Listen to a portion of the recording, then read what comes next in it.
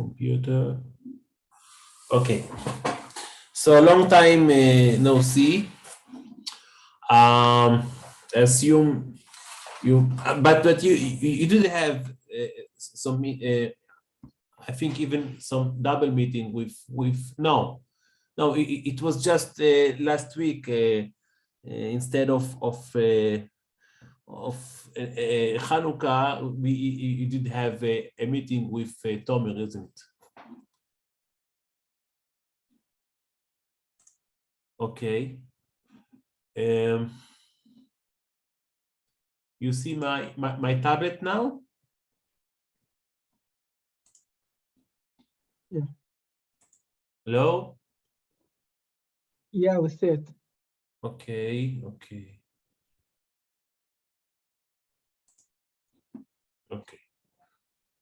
So let us remind ourselves what we did last time. Last time was mainly devoted to the theorem of Noether, of Emmy Noether, which would be called it first isomorphism theorem. Okay, it claimed that if we have a epimorphism, which means that it's homomorphism that says that it preserves the action. So we have homomorphism which is subjective. Okay, so normally here it doesn't have to be monomorphism. I mean, we lose information here. But if we take G modulo the kernel of this map, then we'll get isomorphism. Okay, I mean, we treat any shift of the kernel as a point in the modulo. So every circle here, every shift of the kernel corresponds to the image of one representative here. I mean, it doesn't depend on what. I mean, all representative here, it goes to the same image. Okay, so the circles here correspond to points here, and then we saw some examples. Okay, we every time what we need to do is to find an epimorphism and compute its kernel. For example, here, okay, the kernel is nz because every element which is some multiplication by n goes to 0. So this is the kernel. So z modulo the kernel is isomorphic to the image. Okay, also here the homomorphism is the determinant. So the all group modulo the kernel is all the matrices that goes to 1 because it is multiplicative group. So the neutral element here is 1. So this is the kernel SLN, and okay. And then we saw also this example. The last example that we have seen, you take the plan, okay, the two-dimensional plan R2, and inside you are looking at a line. This is a line, okay? I mean, all points that y is 3 times x. I mean, it's not just a line. It's a line that goes through the origin. I mean, it has to be the solution of some homogeneous space. Okay, to be a subgroup. I mean, to be a subgroup means to contain the neutral element and to be closed under the operation here, which is just addition of these tuples. And also any element here has also its inverse, which is minus on this line. I mean, this is, of course, it's not a group, it's a shift of this group. Okay, so G modulo H is isomorphic to R. So how did we show that? We just thought about a surjective map from G to R, whose kernel will be exactly H. For example, this. Okay, this is a surjection from R square to R. You see, this is two-dimensional. This is one-dimensional, and the kernel of this map is exactly H. So G module. So this is just a result of the first isomorphism theorem, that G modulo the kernel is isomorphic to the target. Let us see another example from this kind. For example, suppose G is R in the power of 3. I mean, our space that we are living in. Okay, and inside G, we take a plane, a two-dimensional. Sorry. With what operation? With addition of vectors. Okay, good. Okay. And inside of it, we take a plane which is the following one.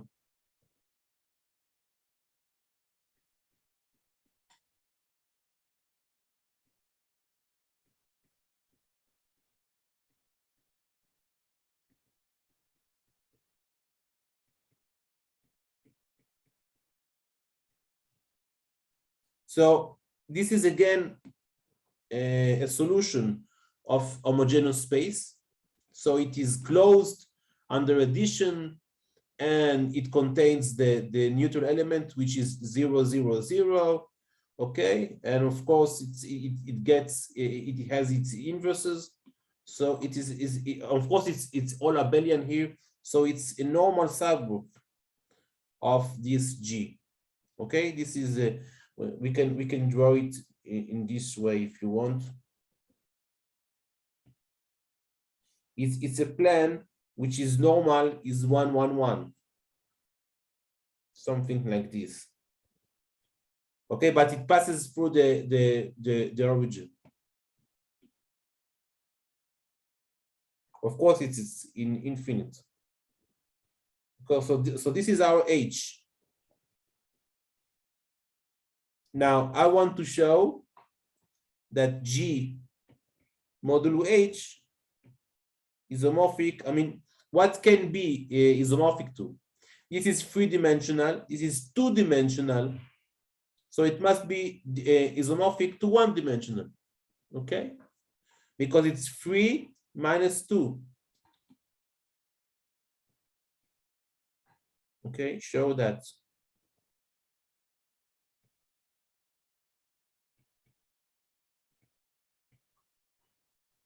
So what we shall do? We shall find a homomorphism from G to R, whose kernel is exactly this. So what can it be?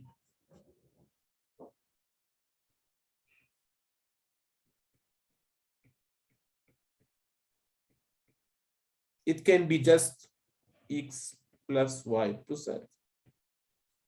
Okay, this gets from R3 to R, and its kernel is exactly H. So the rest is just the first isomorphism theorem. Okay, and if instead of H we would take another normal subgroup which is not two-dimensional but one-dimensional. For example, we take this line.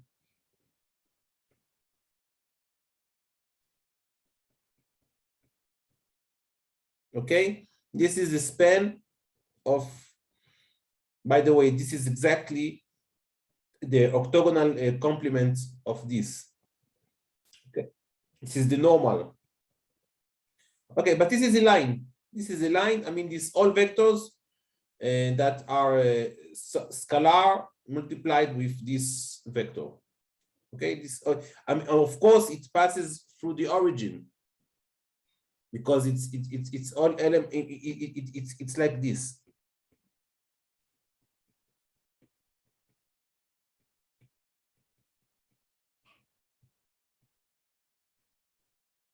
Okay, this is also a normal subgroup in G. But now, if G modulo L will be isomorphic to R2, because this is three-dimensional, this is one-dimensional. Okay, but what do you think? What will be our phi from G to R2 whose kernel is L? What can be? I mean, phi of X, Y, Z. Now the image should be two-dimensional, belonging to here. What can it be? For example, it can be X minus Y, psi Y minus Z. Okay, so the kernel are all elements that X equals to Y equal to Z.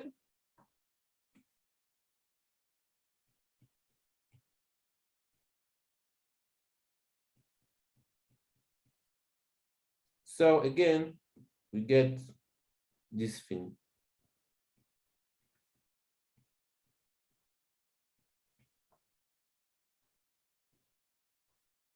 Okay.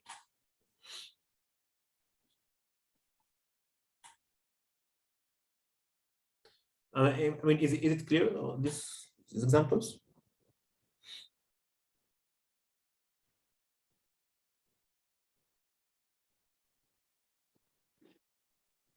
By the way, I hope that today we start with finite fields, and then next week we will be already inside cryptography. So I don't know, how do you plan to submit your project? I mean, your homework.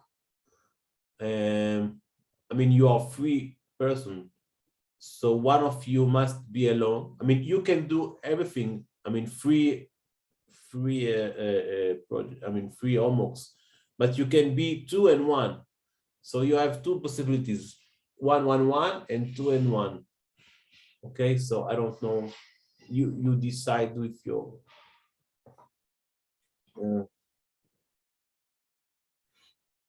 Okay. Let us see another exercise.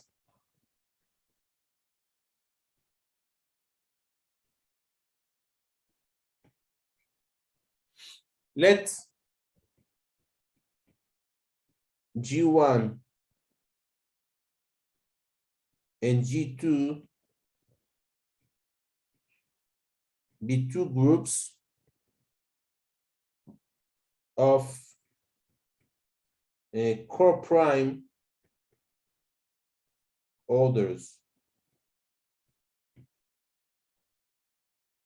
For example, G1 is 10 and G2 is 21.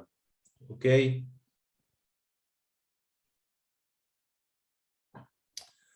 How many homomorphism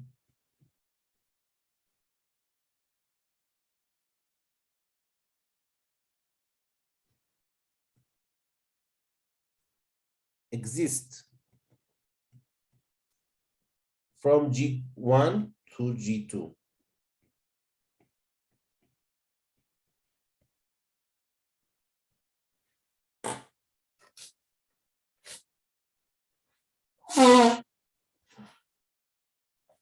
And it has to do with the theorem we have seen. How?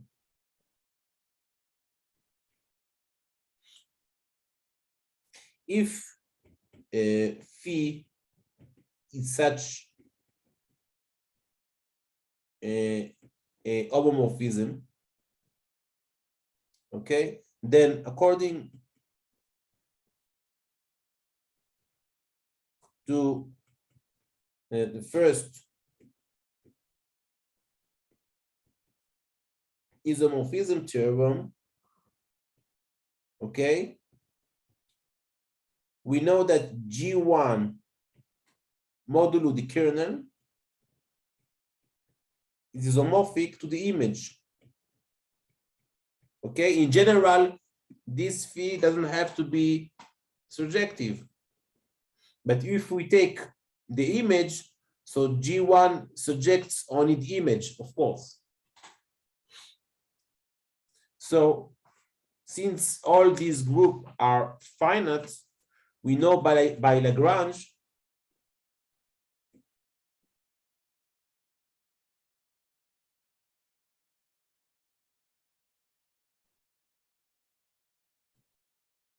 okay, that the order of G1 equals to the order of the kernel multiplied by the order of the image. In other words, the order of the image must divide the order of G1. But we also, we have seen that always the image is always a subgroup, not necessarily a normal one, but a subgroup of the target. So again, by Lagrange,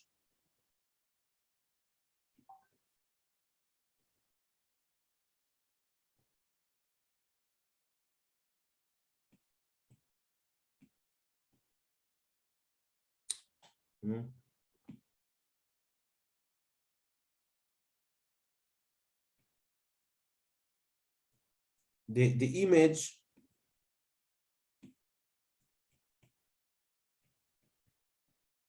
must divide also the target order.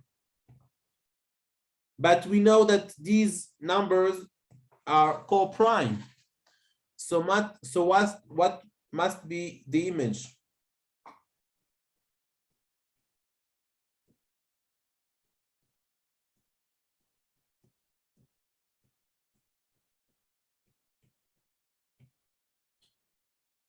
So what must be the image?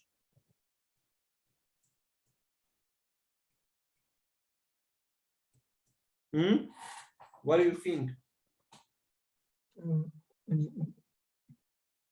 Just one element. Yes, the trivial. neutral? Yes, trivial.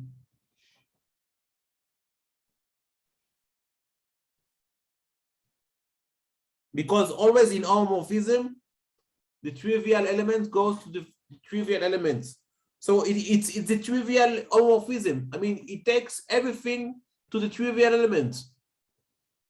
This is the only homomorphism that can be. Okay.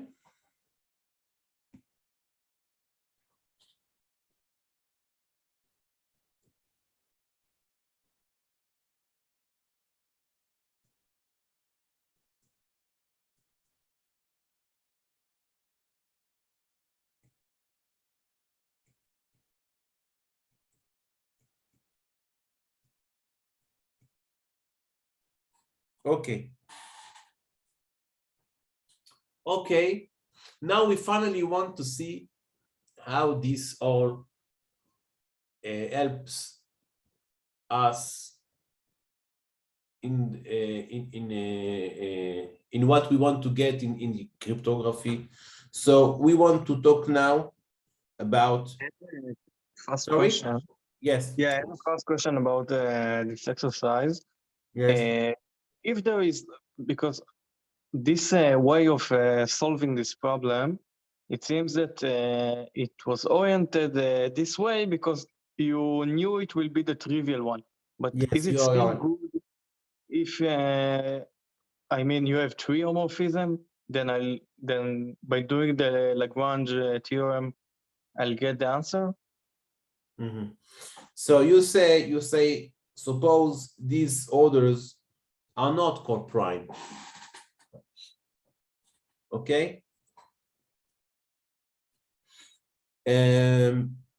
So I'll answer you in this way. Okay. More generally,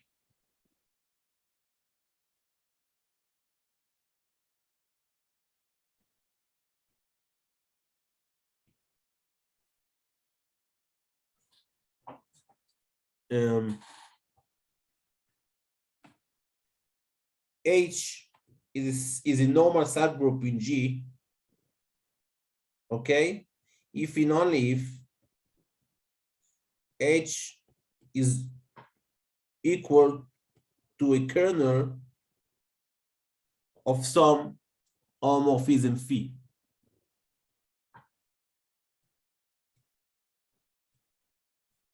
Let's call it like this. This is one consequence of the first isomorphism theorem. Okay, why is it true? Because we know that every kernel is a normal subgroup. In the other direction, okay, if it's a normal subgroup, then you can always take G1 to G1 modulo H. Okay, let's wait. Okay, proof. Thank you for your question. We know that if phi is homomorphism, then the kernel is a normal subgroup. We knew that before the first isomorphism theorem. Now, due to the first isomorphism theorem, we also know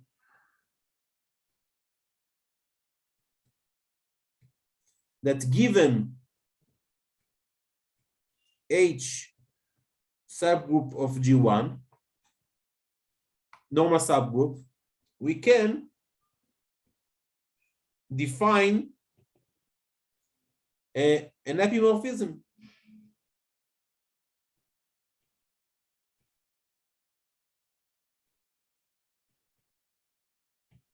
Which will be G1 goes to G1 modulo H.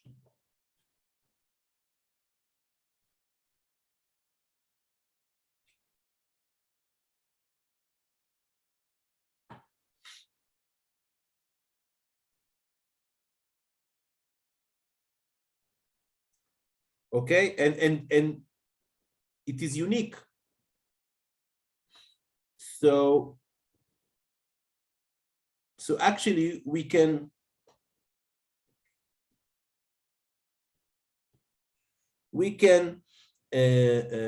given, okay, so given a group G1, we can know, we can compute all distinct homomorphism from G1 to some G2 by passing over all normal subgroups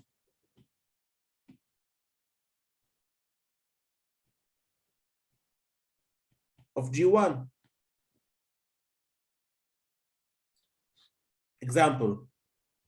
Now, what was the contribution of the first isomorphism theorem. I mean, suppose now we had another homomorphism, epimorphism, okay, from G1 to some G2. Then we know, okay, that this phi corresponds, okay, to Kerr phi. I mean, we have a correspondence between phi and a normal subgroup. Okay, I would say distinct not homomorphism because we have, of course, infinitely many. I mean, you don't have control on the target, but you have control on epimorphism. Okay, so you can classify all epimorphism from G1, given a group G1, you can classify all epimorphism from G1, but just going over the normal subgroups. Okay, for example,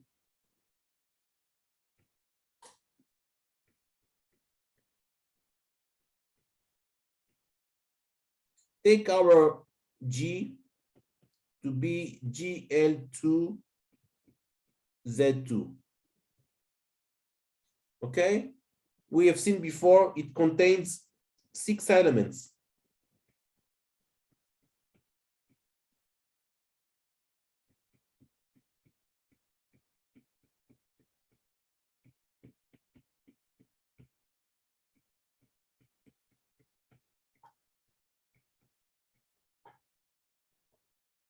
Okay, it contains 6 elements with multiplication of matrices. Of course, it's in the world of Z2. How many normal subgroup do we have? If you remember, we had, okay, the normal subgroups are, okay, because this is not an abelian group, so we cannot take any subgroup. Okay, the normal subgroups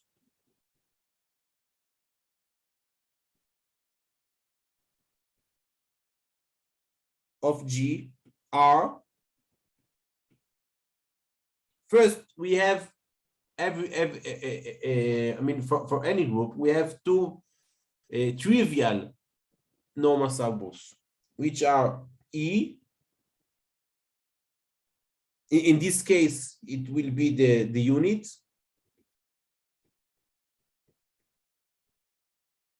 And we have, of course, all G. This is always true.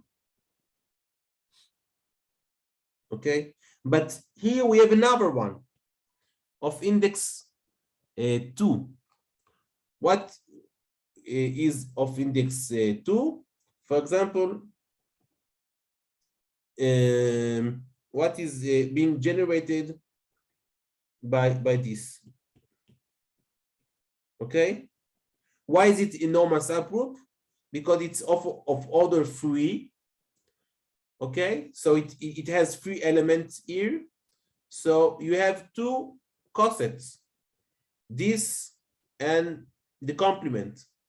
So it must be normal. This is all normal subgroups that we have. And this corresponds to only 3 epimorphisms. Okay, this corresponds to G.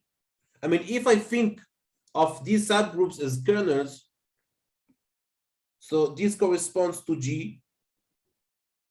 I mean, G ID to G. Okay, this corresponds to G goes to the trivial. I mean, go to just to E. So of course the kernel will be all G. Okay, and this corresponds to G goes to what? Okay, I know that G modulo this is a group of two elements. I mean,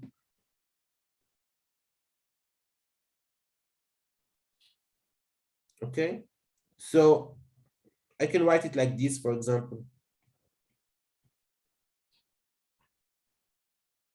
So you have three distinct epimorphism to some group. I don't know. In our first example, we had just this. Okay, but here we have because we was limited in the target by the order of the target. Here we can have three epimorphism. This one, and this one. You don't have any other epimorphism. But you have to understand why do we classify epimorphism? Because any homomorphism can be considered as an epimorphism. You just have to define the target as the image. Okay, so once you have a group, this is an important question. What are the epimorphic possible images? So we have three. I have a question. Yes. Yeah.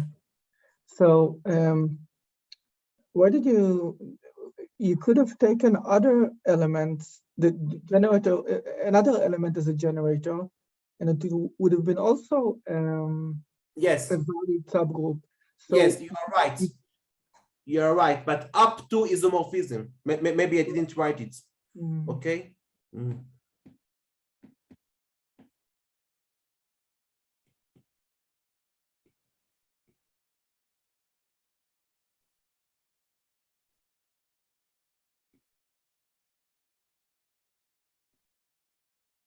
Okay, so here up to isomorphism,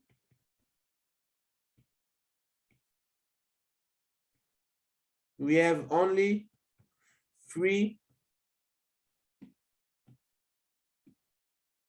distinct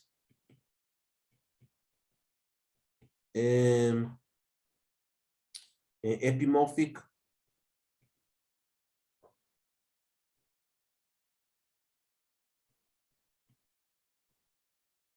images or yes,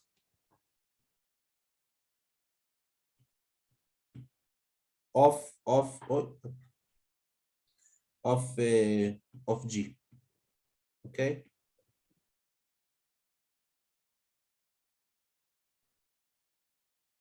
We don't have another one. Of course, you are right. I mean, I could take instead of this kernel another kernel, but it will be handled by the same epimorphic image. Okay, so you can take from G to itself, the trivial, or to Z2. You don't have, I mean, you don't have, okay, you don't have here, you don't have epimorphism from G to Z3. Though 3 divides 6. Okay, 3 divides 6. But the kernel won't be normal, so it cannot be. Okay.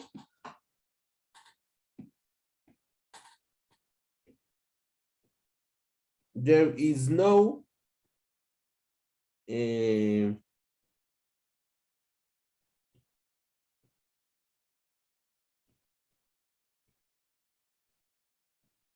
because if it would have been,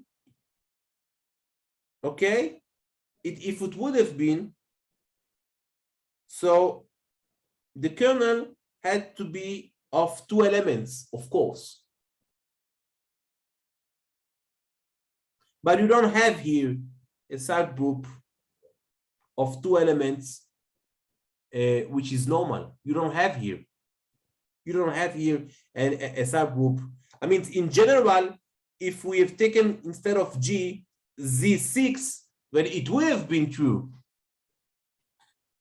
But here, Z2, I mean, you don't have a subgroup of two elements, which is normal. You have a subgroup of two elements. For example, take the generator of this, the group generated by this, but it's not a normal subgroup. Okay, and all other elements, okay, are of order 3.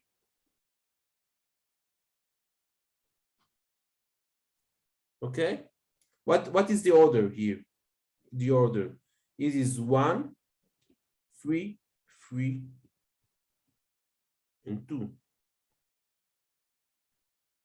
So the only element that can generate a subgroup of two elements is this one, and it's not a subgroup, a normal subgroup. So you don't have. So these are the 3 possibles of okay. Thank you for the questions.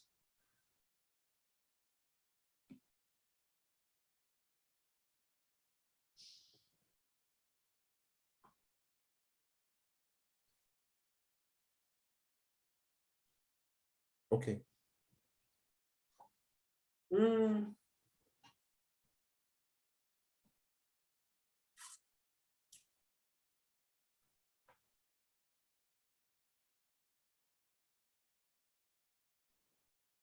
I mean, without the first isomorphism theorem, we could have think that we can send G to Z3 to find some epimorphism.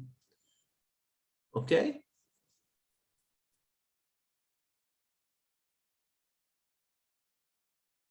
Okay. So, okay. So the first isomorphism tells you that if it is indeed an epimorphism, so the kernel must be, we knew that already, okay, that the kernel is a normal subgroup, okay? But the first isomorphism tell you that it doesn't matter, okay, what you take here. It all depends on your normal subgroup. If you take another thing here, not Z2, okay, it all depends on the kernel. And the kernels are classified by the normal subgroups, okay? Can you please write it? You know, Yes. the important comment. Yes.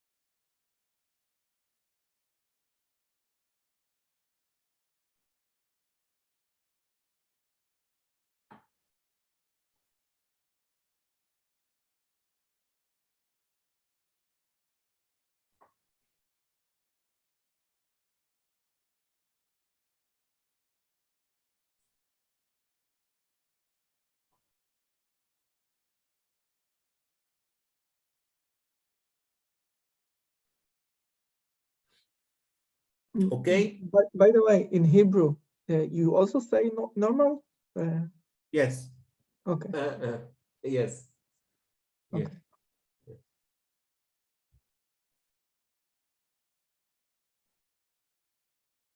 Okay. Okay.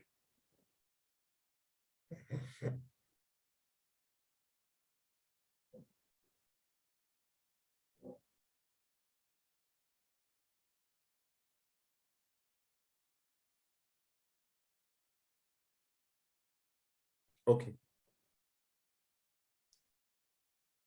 When I say classification,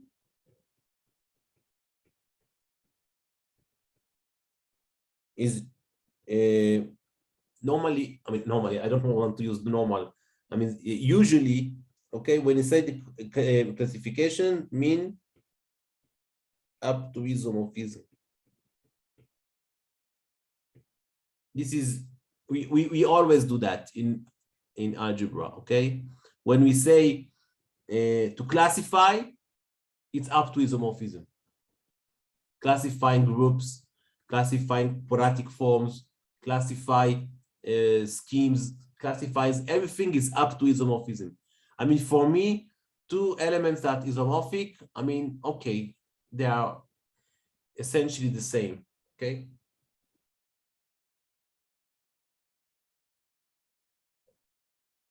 Okay. But I understand it math-wise, but it may be a little bit difficult to work with because you don't know the isomorphism. You know that there exists an isomorphism, right? But you don't Yes. necessarily know it. Yes. So okay, I accept that, but it can. No, but once you know the normal subgroups, you can always go to the quotient. I mean, okay.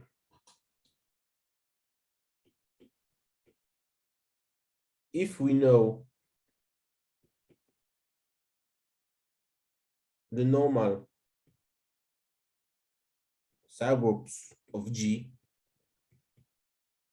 then each such gives an epimorphism.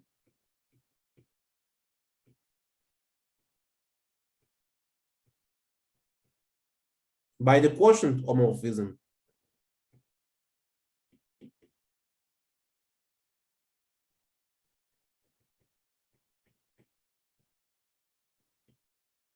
So the new thing that we learn from the first isomorphism theorem is that if we go in the opposite direction, I mean, if we started by some group here that is homomorphic to G modulo K,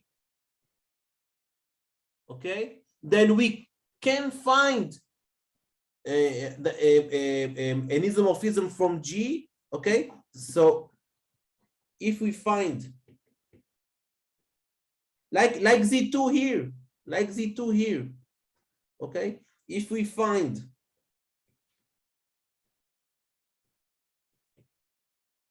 another H and epi, let me write it like this. If we find another epi, not this one, if we find another epi from G to H such that H is isomorphic to GK, then we know then from the first iso, we know what? We know that, okay, for example, this is another one. This is not our ni here, which is the quotient. This is some phi, okay? Then we know that G modulo the kernel of V will be isomorphic to H. So again, the kernel of H, the kernel, okay, must be isomorphic to K, to our K here. So again, you can start from the epimorphism, you can start from the normal subgroup. You have a correspondence between kernels and epimorphism.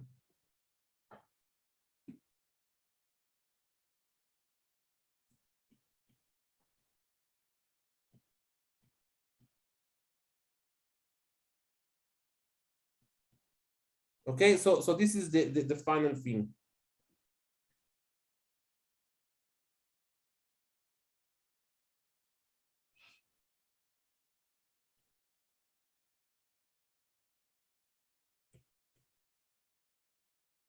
Modulo isomorphism, correspondence with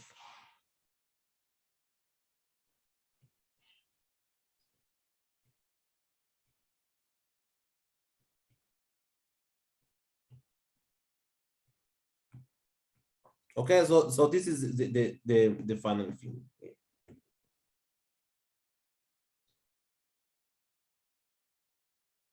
I hope it is clear now.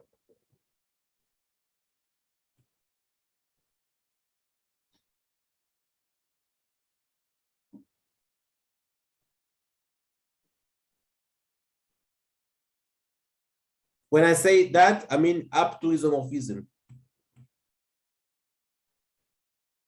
Or I would write, instead of writing this, I would write epimorphic images.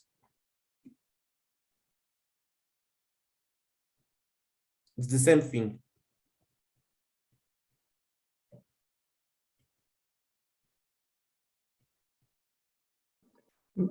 I'm not sure what is the divides and divides tilde. What?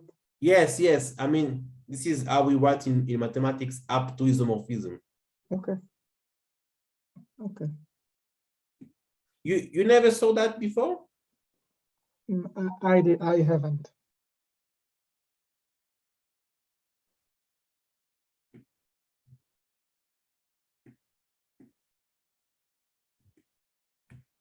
This means up to isomorphism.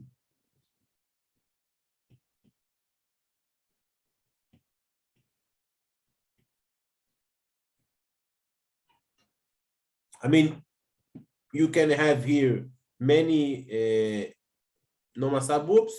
You take only representatives, okay, up to isomorphism. You take only distinct, I mean, non-isomorphism representative here.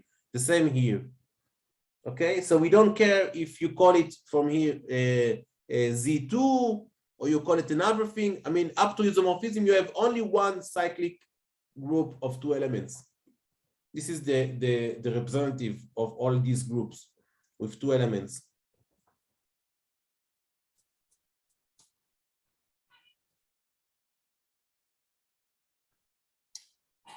Okay.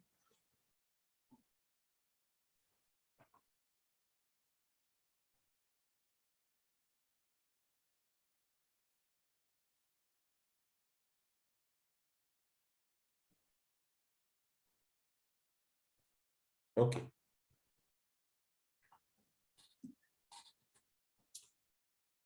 Let us recall, so let us do some title here.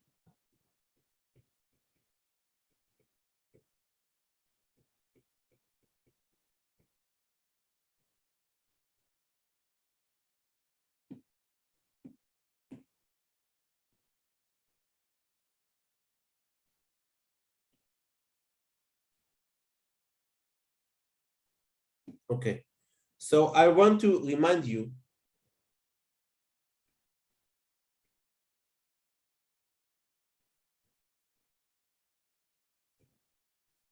okay, that a ring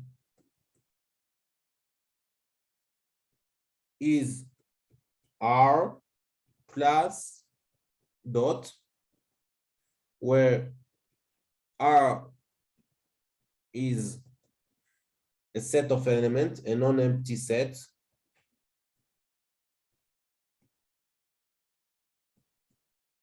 plus and dot are binary operation, which we define, such that, okay, we have three things. We have first, R with the plus is an abelian group.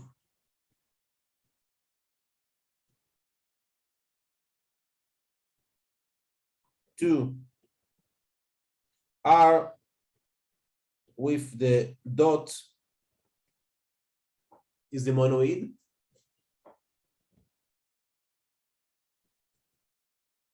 And three,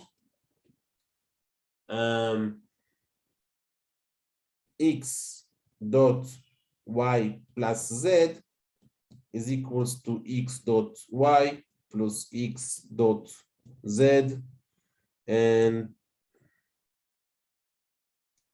the same from the other direction.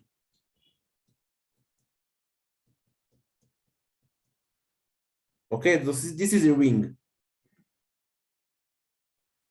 And we have seen examples, for example, all matrices, okay, all matrices with the addition of matrices in an abelian group, but it's not a group with respect to the multiplication, because not all matrices are, I mean, square, of course.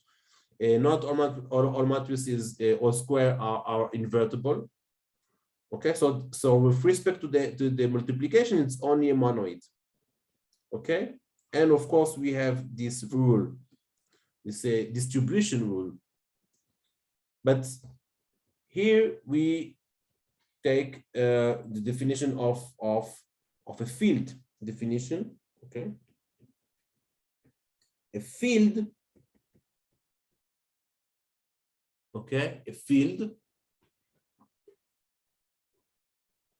F. If you remember in algebra, we had here I don't know, 9 or 10 conditions, but here it's very clear. Okay, a field F is a ring R plus dot.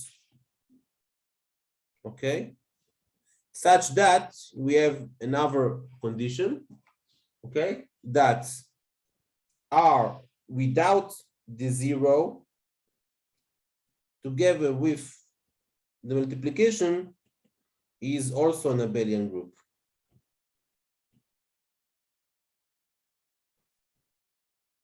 Now, what is the zero? You remember what is this zero?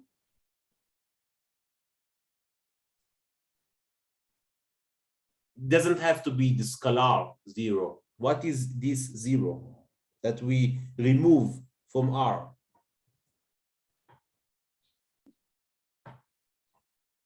You remember?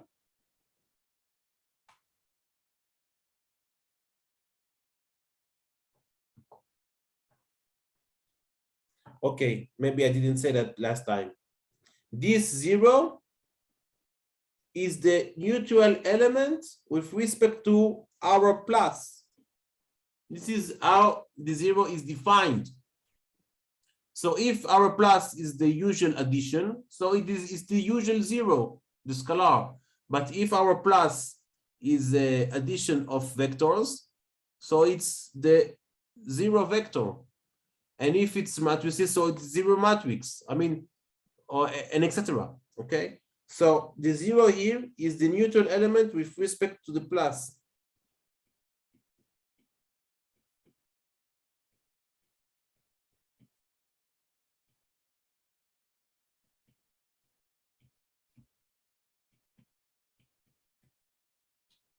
So this is a field. For example, what example we have of field? We have, of course, Q. Okay, Q with plus and multiplication. We usually write just Q because we know these operations. Okay, or just we usually just write Q, the rational, or R, or C. But we have also finite fields. Okay, so claim.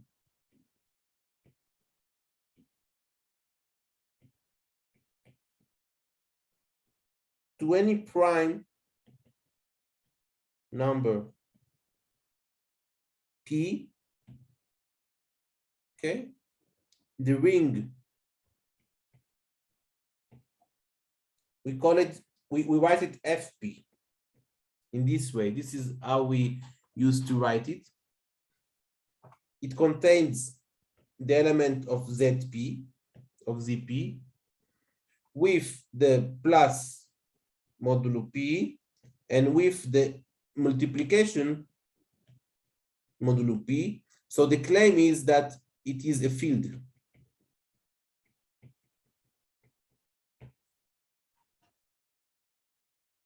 Why is it true? Of course, ZP with plus modulo P is an abelian group. We know that. It's even a cyclic group.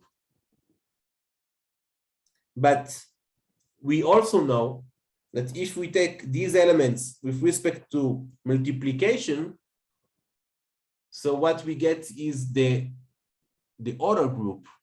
But we have to remove all elements that are not co-prime to our n, but here our n is P.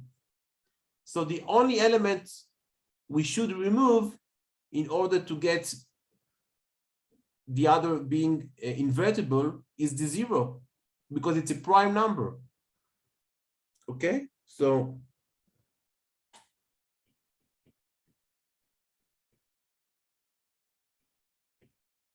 okay, since P is a prime,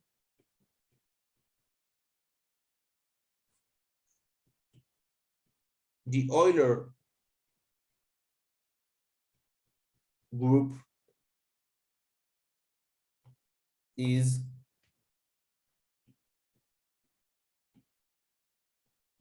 we just have to remove the 0.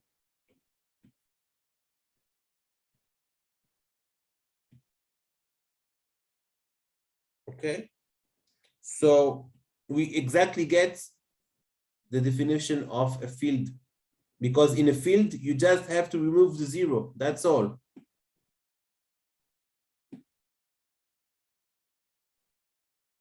And it is an abelian group, of course.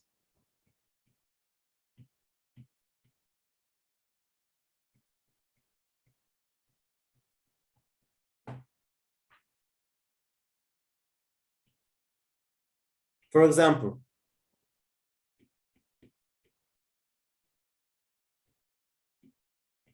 F5, A5, F5 is a field.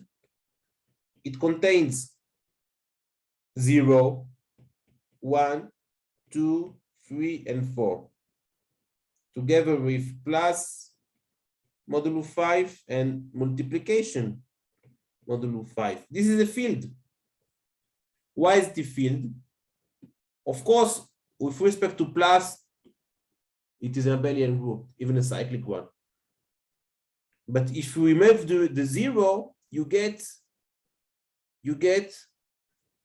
an abelian group, because all elements are invertible. You don't have to remove another thing. Okay? But the interesting thing here is, I mean, am I clear so far? Okay, this is called finite. I mean, not all finite fields are in this form. I mean, we'll talk about it later. We start in any finite field, we start by something like this, and then we can extend it. okay, we will see how do we extend. But all finite fields start from such thing. You take a prime number and you look at this set. Okay. Am I clear so far? You're too quiet. Yeah. Okay. Okay. I saw 5 participants. I thought maybe another one was joining us, but now I see we have 2 RL. I think it's the same one. Okay. So I have a question. It may be yes. Stupid question. But is it always that the neutral element with respect to the plus sign will be responsible for that the I know the R with multiplication is not a group by no. If you start by a non-prime number, it won't be true. For example, this 6.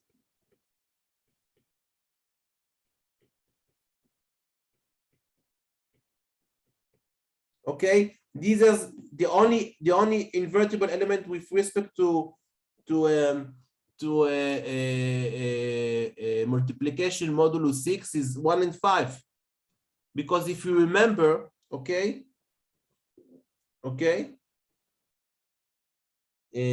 so U6,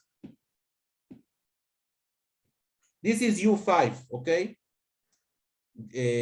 This with duplication is U5. U6 is only 1 and 5. That's all. Because what is UN in general? Okay, this is all the numbers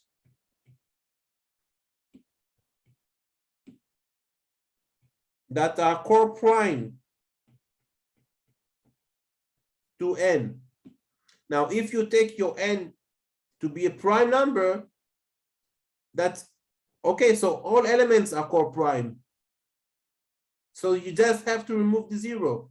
But if you start by a non-prime number, okay, so you have to, I mean, all these are not invertible. So for being a field, you have to remove only the 0 and then get an abelian group. Yeah, cool, thanks. Okay. Now, the very interesting thing, and on this, classical cryptography is based, is the following claim. Okay, I would call it even proposition or theorem, I don't know.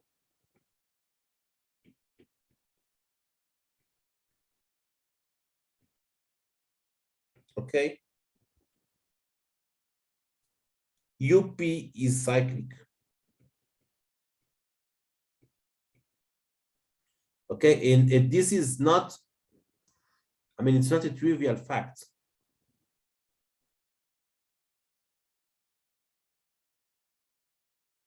I mean, if you start by a prime number, then the other group is cyclic. I mean, this is true for more general to any finite field. Okay, but we won't see that. Okay.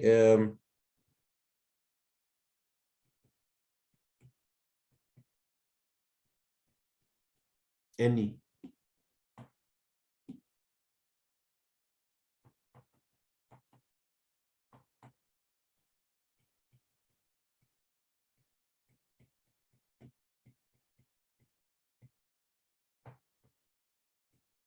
F star is without the 0. It's cyclic. This is more general. But we will see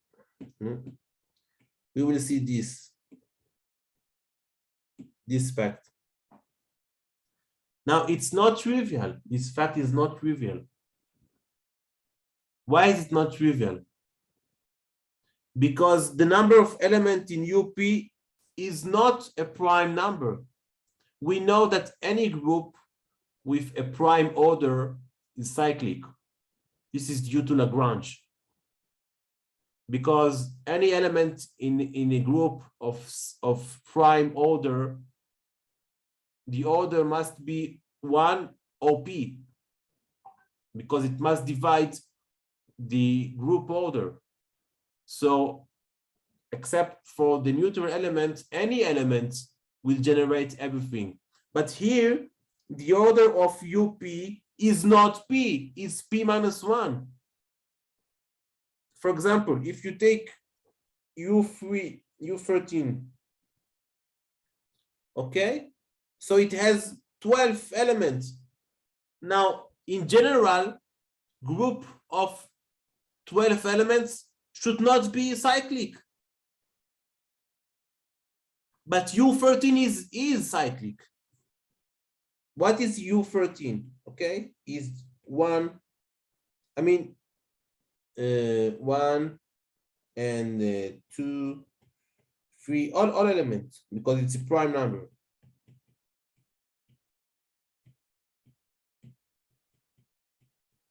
You have 12 elements here.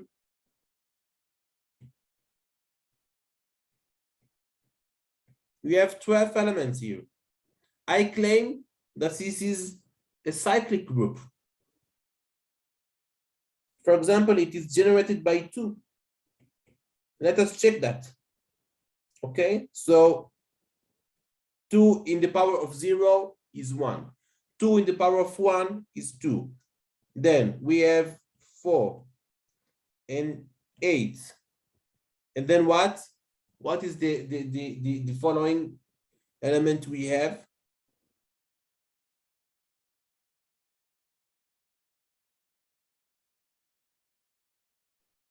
Please help me.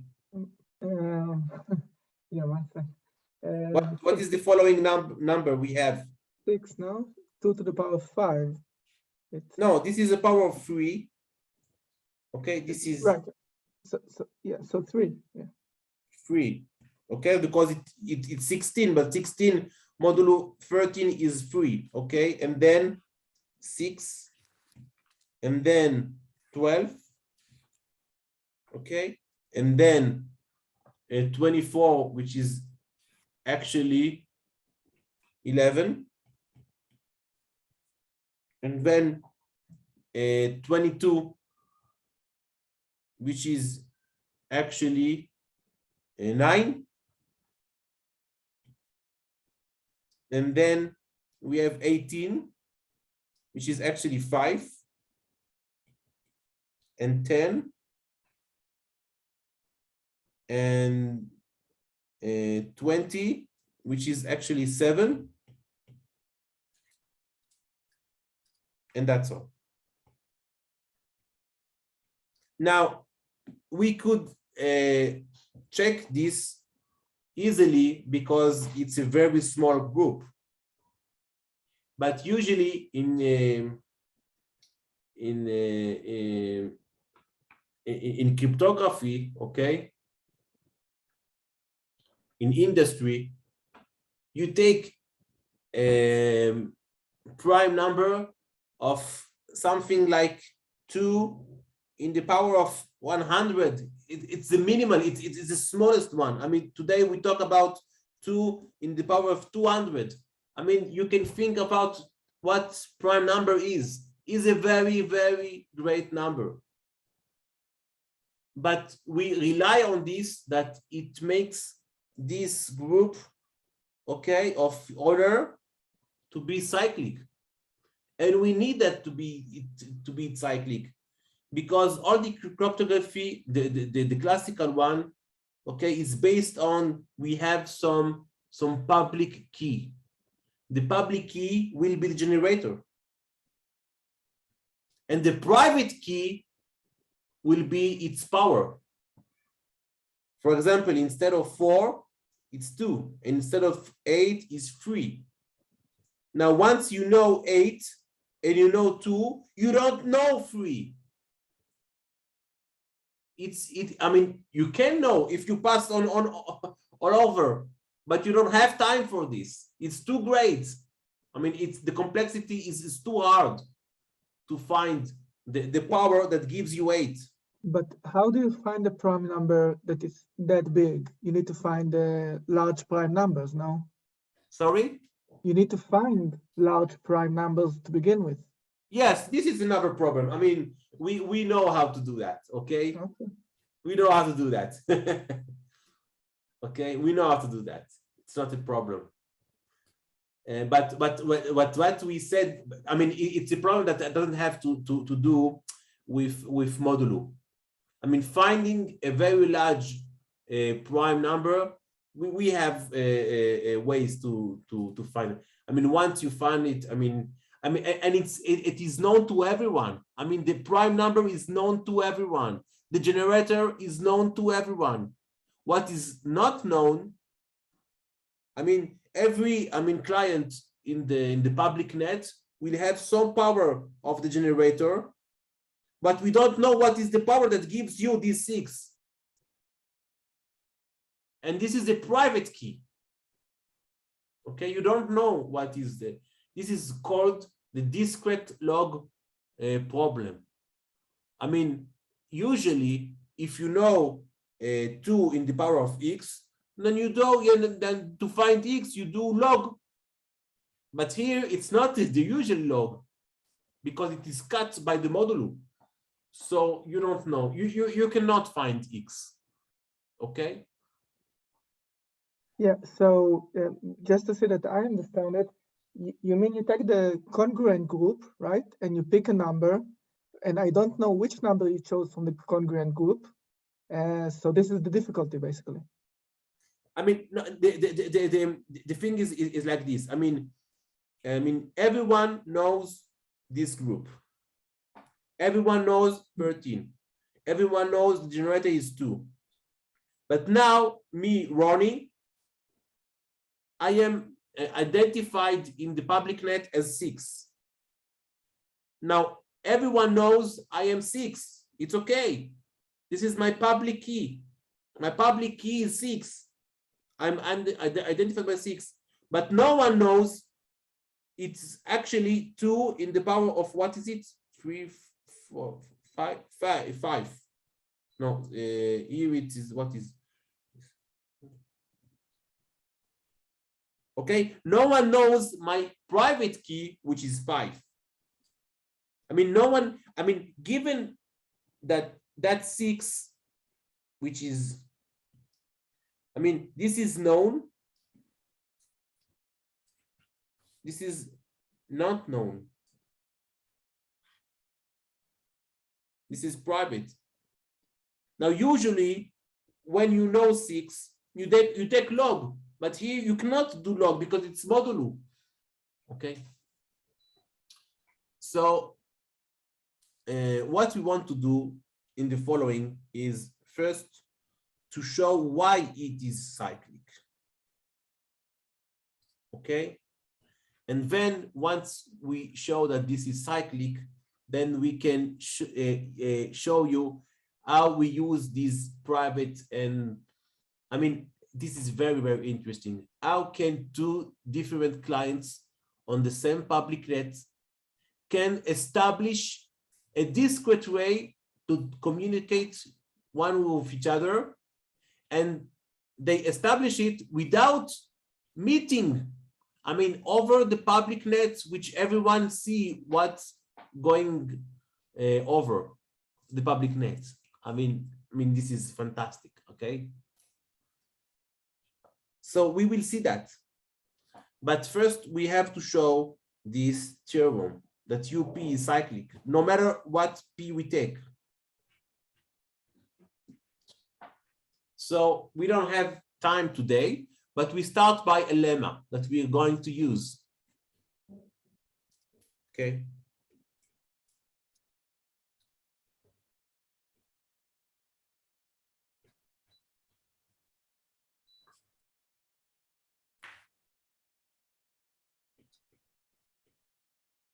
If a natural number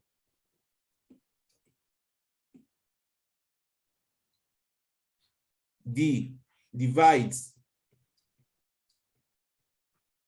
a natural number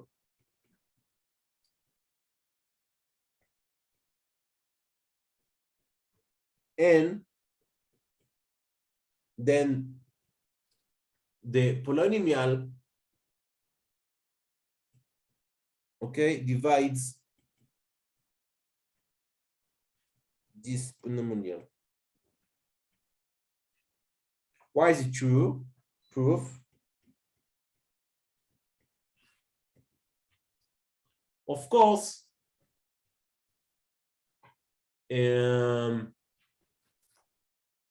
okay, suppose that n equals to d times m.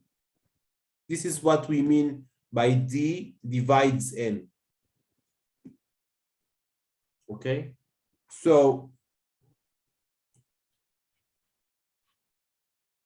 x in the power of m minus 1 is equal, I mean, you can always take out x minus 1. Why? Because 1 is a root. So you have this decomposition, and what you get in the factor that left is x minus 1 plus x of the power minus 2 plus until 1. Why is it true?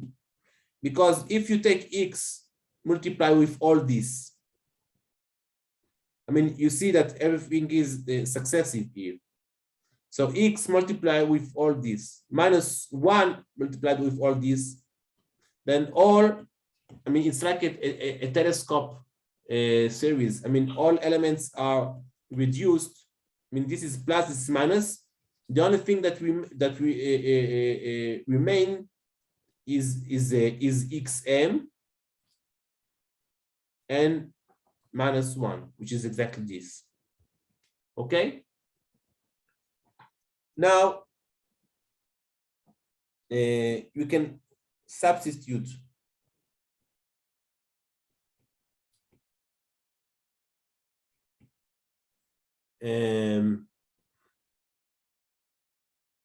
xd instead of x and get, I mean, instead of x, I write x in the power of d. So I get n, and here I get with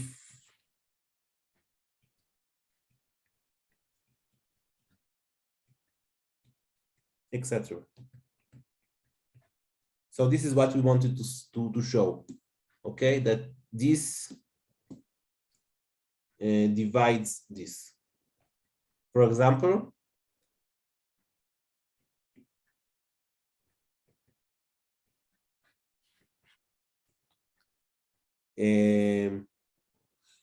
for example,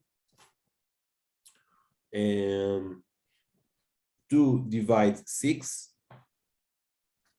and indeed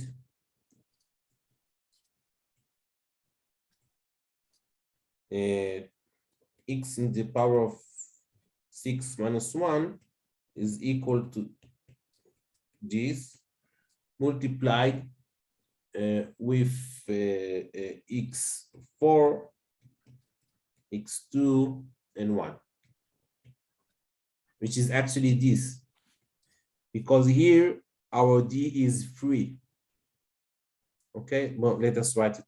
Here our d is 2, m is 3, and n is 6. So we have m minus 1 is 2. Okay, the 2 with 2 is 4. 2 with, no, not 2, 1 with d with 2 is 2, and we get to 1. Okay, so we have this lemma.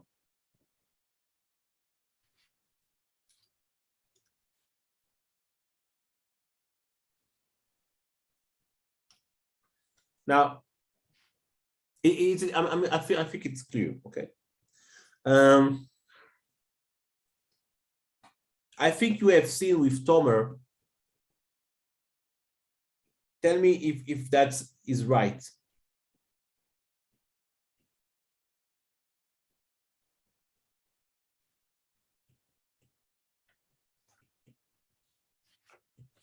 Okay. Given A, B in a group G such that they commute, okay, and their orders are coprime, then the order of AB is the multiplication of the orders. I think you have seen something more general. I mean, this is only a particular case. You remember you have seen that with Tomer? Yeah, we've seen it. Okay. For example, it doesn't work if they do not commute. For example, take in G2, in a GL2Z2, okay? The order of this element is 2. The order of this element is 3. But we don't have an element of order 6. Because if we had such, it would have been cyclic, but it's not abelian. Though these are coprime, but they do not commute. Okay, so you need to have this one and this one to deduce this. Okay, so I won't start here with the proof of this theorem. I mean, once we have these two lemmas, we can prove this theorem, but it will take us a little longer. Okay, so I will start it next week. But I will be more than happy if you have any question.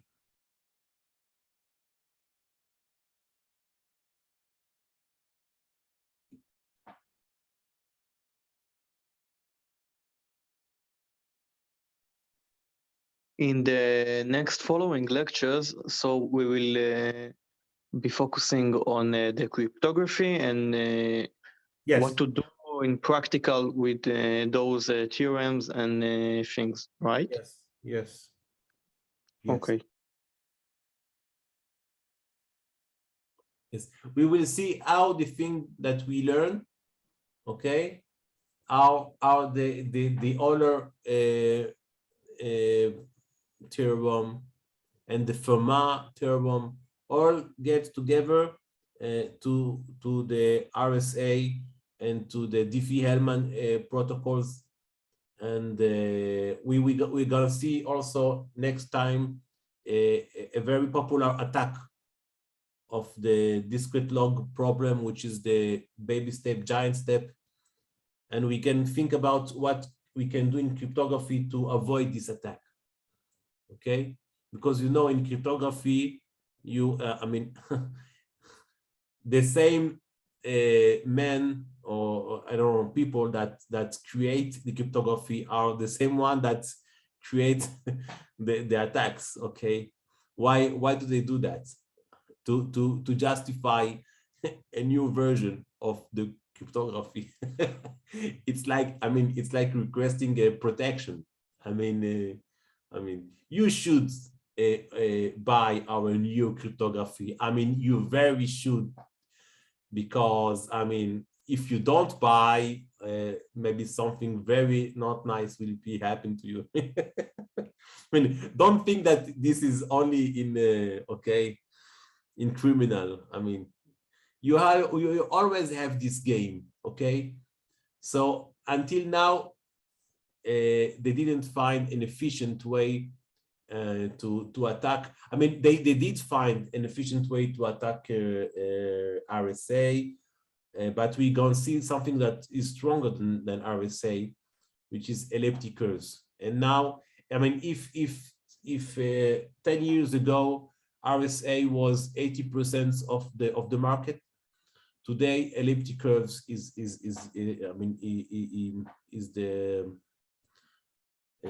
the main tool that you use, elliptic curve. So we are going to see mainly three protocols. I mean, Diffie-Hellman, RSA, and elliptic curves. Okay, this is what we are going to do, and we are going to see that all we learned is the base of. Now, if you take this course in computer science, they don't give you this background. They just give you, I mean, how we use it. So if you want to create something new, it will be more difficult because we don't know how it is created. We just know how to use it. You see what I mean?